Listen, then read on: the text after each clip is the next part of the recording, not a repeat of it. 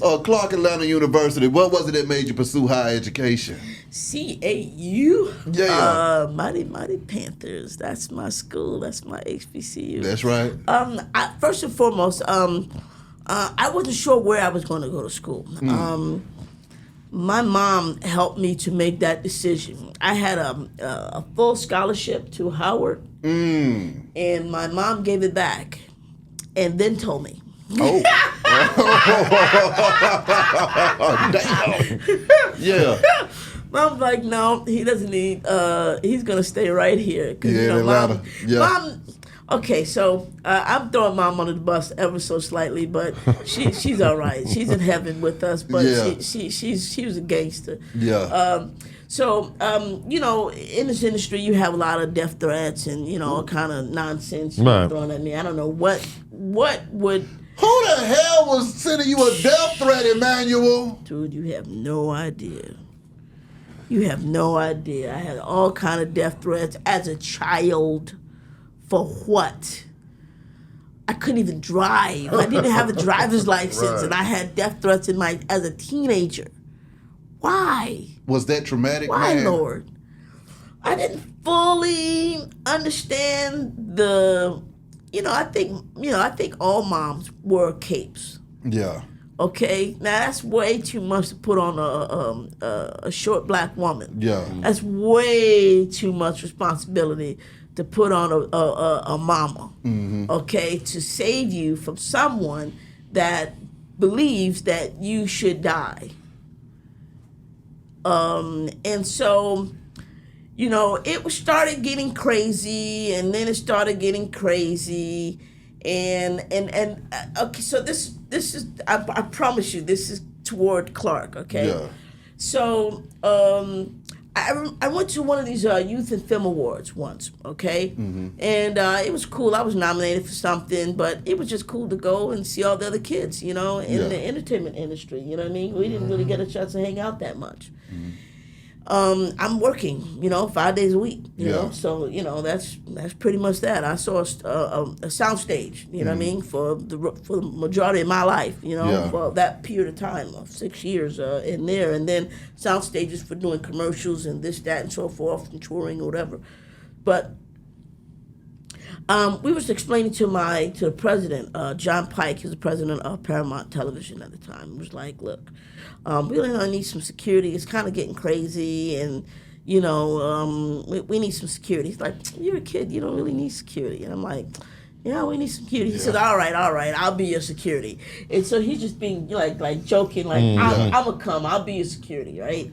And it's like, okay, all right, but then you make sure you show up. Yeah. We need some security, and if you're there with us, and then that's even great, because we got the president of Paramount Television coming to be my security. Perfect. Yeah. So the camera guys was, there, and they're like, we want more pictures, and you stand there long enough, you take your pictures, the red carpet, you don't stay there long, other people trying to come, trying to get their shot, and you keep it moving, right? And we had gotten there kind of early, right? So, because we know it was getting kind of ridiculous. Yeah.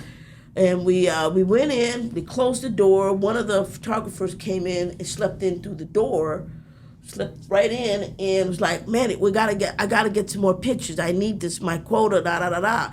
And the president was like, all right, that's enough. Gave you our pictures and whatever. Next thing I know, the president clocked him.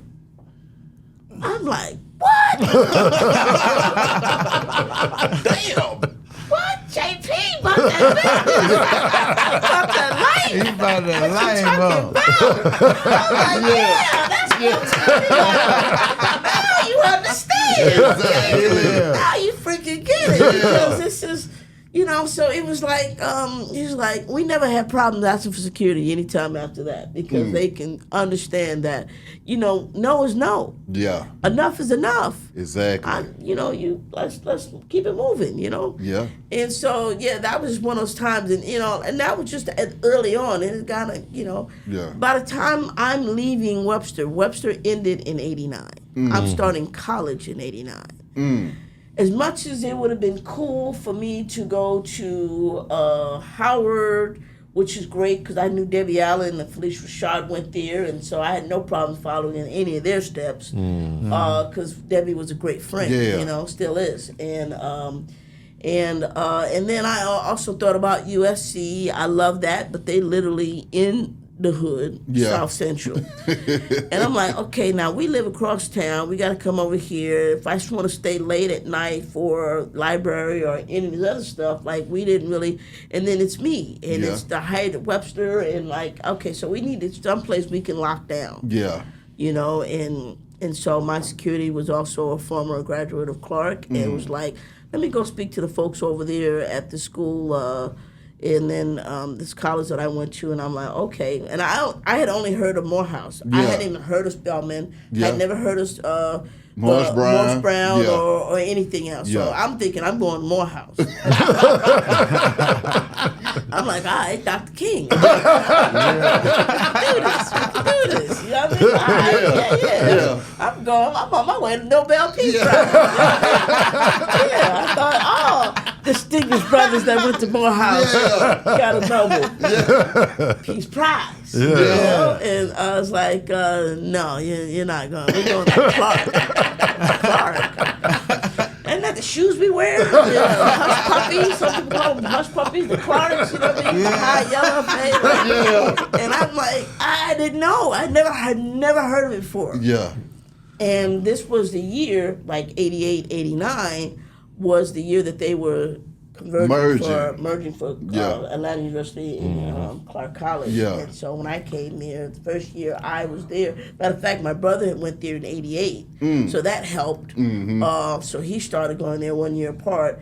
And so when I came there in 89, he was able to give me the scoop on, what's what, where, blah, blah, blah, blah. I had armed security with me at all times. Yeah. Dr. Cole fully understood. They said, get your Caldwell to a university. He tells the studio so much better than I do, of the university that Brooke Shields came from. And they learned the protocols on how to deal with a celebrity and a working celebrity. And so that was different. And so Clark became my safe haven, my HBCU, a place where I could, matriculate. And I'm like, okay, cool. Yeah. Dope. And so I would go a semester, take off semester, and because I didn't know. I've been working since I was 9. I didn't know how to just go to school and not work. Yeah. I've been the breadwinner of my family since like 9 and a half, 10. Yeah. When your salary starts to lap your parents' salary, well, they had to take notice and be like, okay, we're gonna go with you. That's right, facts.